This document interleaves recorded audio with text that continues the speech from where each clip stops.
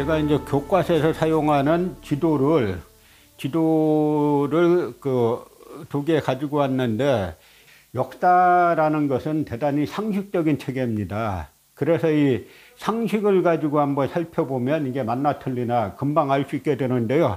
먼저 이 고려 북방에 이렇게 놓고 이렇게 천리장성을 갖다 놨지 않습니까? 그러니까 고려란 나라의 강역은 우리 한반도도 다 차지하지 못하고 한반도에 약 3분의 2 정도만 차지한 아주 이제 작은 볼품없는 나라로 이렇게 지금 그려놓고 있는데요. 먼저 이 지도를 보시면은 우리가 한 두 가지 정도를 살펴볼 수 있는데요. 하나는 이쪽에 천리장성을 쭉 그려놨습니다. 그러면 이 만리장성을 누군가 지켜야 됩니다.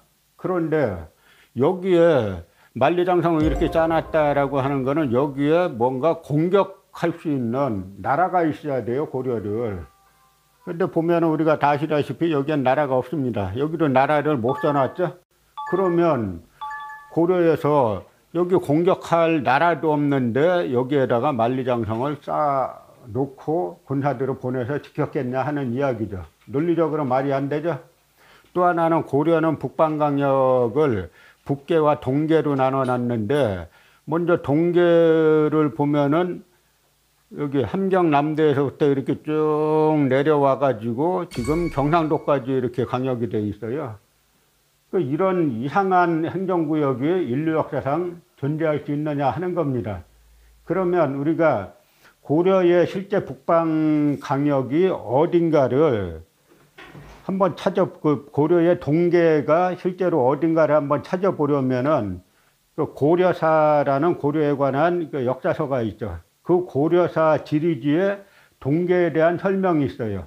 그 설명을 보면 비록 연역과 명칭은 같지 않지만 고려초로부터 말년에 이르기까지 공험 이남에서 삼척 이북을 통틀어 동계라 일컬었다. 고려사 지리지 동계조는 이 동계의 남쪽을 삼척이라 그랬는데 우리는 이걸 갖다가 지금 경상도에다 갖다 놓고 삼척이라고 우기고 있는 거죠. 그러면 동계의 북쪽이라고 하는 공엄은 어디냐? 그것이 바로 공엄진을 뜻하는 건데요.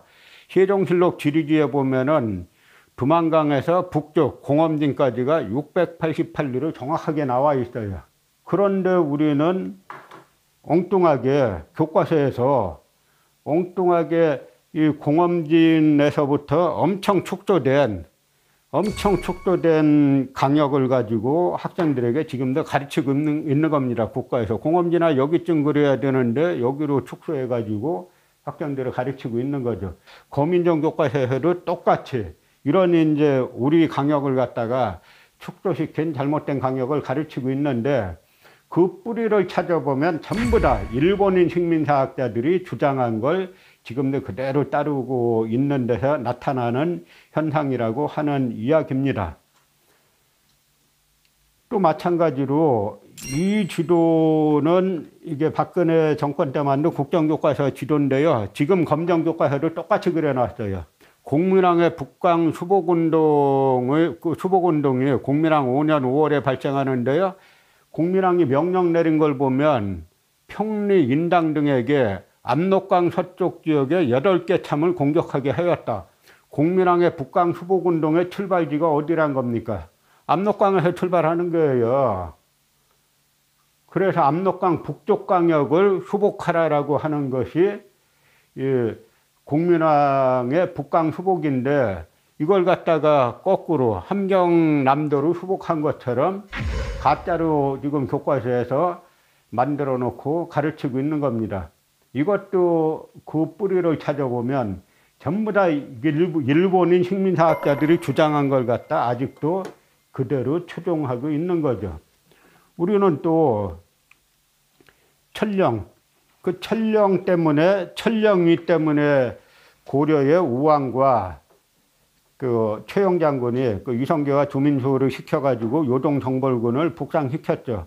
그 천령을 어디라고 가르치냐면 저 함경남도 안변이라고 가르쳐요. 그러면 우리가 한번 간단하게 생각해 보면 함경남도 안변이, 여기가 함경남도 안변이 천령이고 여기에 명나라가 여길 자기 영역으로 삼으려고 했다. 이게 말이나 되겠어요, 먼저? 저기에 있는 명나라가 여기를 자기네 땅으로 삼으려고 했다. 이 자체가 말이 안 되는데 하나 더 나가서 여기라고 치면은 이 함경도 안변에 명나라가 천령위를 설치하려고 했다라고 치면은 어떻게 됩니까? 고려군사가 어디로 가야 돼요? 그쪽으로 가야죠. 안변 쪽으로 가야죠. 군사는 왜 북쪽으로 가느냐 하는 이야기입니다. 이 식민사학이 말하는 걸 조금 들어보면 말되는 자체가 없어요. 그러면 천령위에 대해서 우리가 알 수 있는 사료를 뭐 우리 사료가 아니라 명나라 정사인 명사에 나와 있습니다. 천령위 1388년 이때가 바로 요동정벌군이 북상하는 때죠. 이때 천령성을 설치했다가 1393년에 옛 운주로 옮겼다. 천령의 위치에 대해서 뭐라고 나와 있냐면 천령은 서쪽에 요하가 있고 이렇게 나오죠. 천령은 서쪽에 요하가 있어야 돼요. 요하가 어떤 강입니까? 지금 요녕성, 중국의 요녕성을 가로지르는 강이 요하죠. 그런데 지금 함경도 안변이면은 함경도 안변 서쪽에 뭐 요하고 뭐고 강 자체가 없잖아요. 그래서 이거를 지도로 그려보면은 공엄지는 두만강 북쪽 700리 여기를 갖다 흑룡강성에 가보면 목단강 조금 아래에 영안이란 곳이 있는데 그러니까 독립운동한 분들은 그 영안 지역에 아마 공엄진이 있었을 것이다라고 추측을 했습니다. 그리고 천령은 어디냐면 바로 심양 남쪽에 진상둔진이란 곳이 있어요. 여기가 옛날 봉집보 자리인데요. 그러니까 고려와 조선의 국경, 고려와 조선이 명나라와 맺은 국경이 선이 이렇게 되어 있는데 우리는 이렇게 그려놓고 지금 가르치고 있는 거예요. 근데 저희가 답사를 많이 다녀서 웬만하면은 장소 잘 찾는데 이 첫 번째 가서는 실패했어요. 그래서 두 번째 갈 때는 심양 출신의 기사를 수배해가지고 요 근처까지 갔는데 근처까지 가가지고 아주 어렵게 이걸 찾았어요. 그러니까 봉집보 유지, 아까 이 봉지편이 천령이라 그랬죠? 중국에서 몰래 세워놓은 겁니다. 이것도 동네 사람한테 물어봐도 잘 몰라요. 이 세워놓은 걸 갖다가. 그래서 저희가 잘 모를 때는 그 동네 어르신을 만나야 되는데 찾아다니니까 아주 할아버지가 농사 짓는 분이 계셔가지고 혹시 아시느냐라고 하니까 아신다 그래서 같이 모시고 가서 찾았는데 이 앞에 수풀이 우거져 있어요. 그걸 갖다 이런 풀들이 나 있는 걸 저희가 다 제거하고 사진 찍은 겁니다. 이걸 보면서 제가 느낀 게 뭐냐면 이 중국이 뭐 사드 문제니 이런 거 가지고 한국을 아주 우습게 보고 천대하지 않습니까? 그 뿌리가 어디 있느냐? 중국에서도 자기네 고려 조선과 명나라의 국경을 바로 심양 남쪽이라고 알고 있는데 한국 교과서들 보니까 안변이라고 주장하고 있는 거예요. 그러니까 자기 땅도 못 찾아먹으니까 천대하지 않겠습니까? 이 국경은 고려만의 국경이 아니라 조선도 조선왕조실록을 찾아보면 세종대왕이 여기 세종대왕이 말한 말을 제가 인용해놨죠. 고왕제 명나라 태조 주원장이 조선지도를 보고 조소하기를 공엄진이 남은 조선의 경계라고 했으니 경들이 참고해서 아뢰라 라고 세종은 우리의 북방 강역이 지금의 심양 남쪽인 그 천령에서부터 공엄진까지라는 걸 다 알고 있었어요. 그런데 일제 식민사학자들이 우리나라를 점령하고 나서 반도사관에 의해서 대폭 축소시킨 걸 갖다가 이 나라의 아주 망국적인 식민사학자들, 이 대학 역사학과를 장악하고 있는 이 강단사학자들이 아직까지 일본인 자기네 스승의 논리를 따라가지고 우리 강역을 대폭 축소한 걸 갖다가 21세기 학생들에게 가르치고 있는 겁니다. 그런데 이 동북아 역사전쟁은 아까 처음에 말씀드린 것처럼 항상 일본과 중국이 공격해요. 한국 역사를. 그 공격하는데 그 공격하는 것이 전부 다 핵심이 뭐냐면 우리 역사의 시간과 공간을 축소하는 겁니다. 그 핵심을 나눠보면 그 세 가지 정도로 정리가 되는 겁니다. 그래서 제가 그 세 가지 정도를 중심으로 이제 말씀을 드리려고 하는 건데요. 첫째는 이제 단군을 먼저 부인하고 나와요. 이것이 이제 국조 단군 부인론인데요. 일본이 우리나라를 점령하고 보니까 이 단군을 부인하지 않으면 계속 통치하기가 상당히 어려운 겁니다. 그래서 이제 단군을 집중적으로 부인하고, 두 번째는 이제 이 반도 사관을 만들어 가지고 한국사에서 대륙과 해양을 다 삭제하고 그 반도로 가둬놓은 다음에 그 반도의 북쪽에는 고대 한나라 중국의 식민지인 한하군이 있었고, 그 낙랑군은 평양에 있었고, 그 다음에 반도의 남쪽에는 고대 야마도의 식민지인 임나일본부가 있었다. 그러니까 핵심 논리는 뭡니까?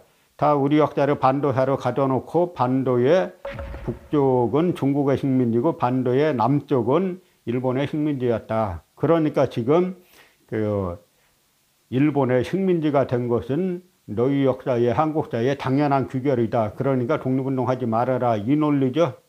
그래서 요 논리들에 대해서 제가 이제 잠깐 말씀을 드리려고 하는 건데요. 먼저 이 사람들이 이제 일본인 식민사학자들이 아주 조직적으로 단군은 부인합니다. 바로 이제 가야가 고대 야마도에가 자기네가 가라를 지배하고 임나일본부를 세웠다라고 주장하는 인물인데요. 이 인물이 바로 단군은 불교가 전파된 뒤에 중들이 날조한 망령된 이야기다. 이때 이미 1894년이에요. 이 시점대로 봐야 됩니다. 이게 이제 정안론의 뿌리들인데요. 정안론, 한국을 정벌하는 논리로 만들기 시작하는데, 그 정안론의 중요한, 한국을 실제 점령하기 이전부터 그 중요한 논리가 단군을 부정하고 이제 가야를 갖다가 임나라고 주장하면서 자기네 식민지라고 주장하는 요걸 주요한 논리로 내세우는 겁니다. 그 다음에 그 시라토리 구라기치, 한자로 백조 고기류라고 해가지고 남한의 역사학계를 장악하고 있는, 대학의 역사학과를 장악하고 있는 남한의 강단사학자들이 지금도 대단히 존경하는 인물이죠. 그 이 인물도 뭐냐면, 대조 단군의 사적은 원래 불설에 근거한 가공의 선담에 지나지 않는다. 또 이렇게 이제 단군은 부인하죠. 그리고 이만희시류는 또 너무 유명해요. 이쪽 그 역사학 조금 공부하다 보면 아주 남한의 강단사학자들이 대단히 존경하는 인물인데요. 이 이만희시류는 아주 사료 조작의 아주 달인이에요. 이만희시류는 단군은 고려 인종부터 고종 사이에 만들어졌다라고 해가지고 다 가짜로 몰죠. 그런데 그러면 이 사람들 논리가 이제 단군사화가 전부 다 이 고려 때 창작됐다는 건데요. 실제 그런가를 한번 찾아볼 필요가 있습니다.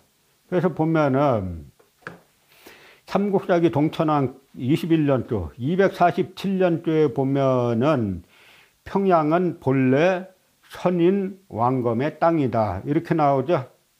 그럼 선인 왕검이 누굽니까? 바로 단군 왕검이란 뜻이에요. 이 이야기는 뭐냐면, 예를 들어서 광개토대왕 비문에 단군이 왜 안 나오냐면, 광개토대왕 비문은 고구려의 시조인 초모왕을 중시해 가지고 세운 겁니다.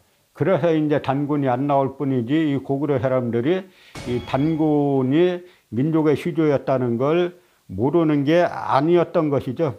그래서 예를 들어서 그 삼국유사에 보면 성은 고시고 이름은 주몽이다. 추모라고도 한다. 그 다음 구절이 중요한 겁니다. 단군의 아들이다. 이렇게 나와요. 그래서 우리가 이 단군은 명문화, 딱 단군이라고 명문화된 뭐 최초의 기록은 어쨌든 이제 삼국유사에 나옵니다만, 그 이전에 선인왕검이라는 형태, 선인이라는 형태로 그 이전의 사료에도 다 나오는 것이죠. 그런데 일본인들이 우리나라를 점령하고 보니까 이 단군을 부인하지 않으면은, 가짜로 몰지 않으면 통치하기가 어렵다라고 해가지고 단군을 갖다가 일본인들이 아주 조직적으로 이제 가짜로 몰아붙였는데, 우리가 해방 이후에 식민사학자들이 계속 역사학계의 권력을 잡고 있다 보니까 마치 단군이 가짜인 것처럼 지금까지 계속 가르치고 있는 거죠. 그런데 지금 현상이 얼마나 이제 개탄스러운 현상이냐면요. 일제강점기보다 더 악화된 거예요.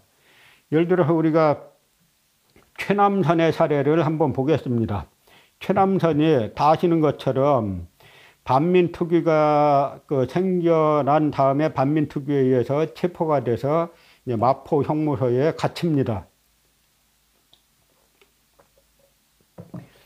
그런데 최남선이 하는 말이 있어요. 마포 형무소에서 자열서를 씁니다. 여기에 친일파로 몰렸던 최남선이 나를 갖다 뭐라고 비판하든 비난하든 너 거기에 대해서는 변명하지 않겠다. 그건 변명 안 한다. 그러나 딱 이거 하나, 나한테 단군을 부인했다는 오명만은 씌우지 말아달라. 내 이것만큼은 내가 받아들일 수가 없다라고 마포 형무소에서 쓴 자열서에서 이렇게 이야기를 하는 겁니다.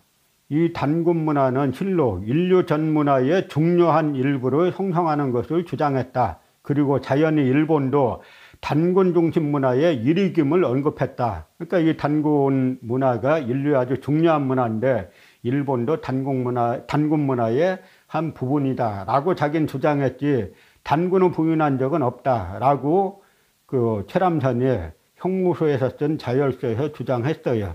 그러니까 우리가 지금 일제강점기 때보다도 우리 정신 상태, 역사 상태가 훨씬 더 이제 잘못된 시기를 살고 있다라고 하는 이야기를 들을 수가 있습니다.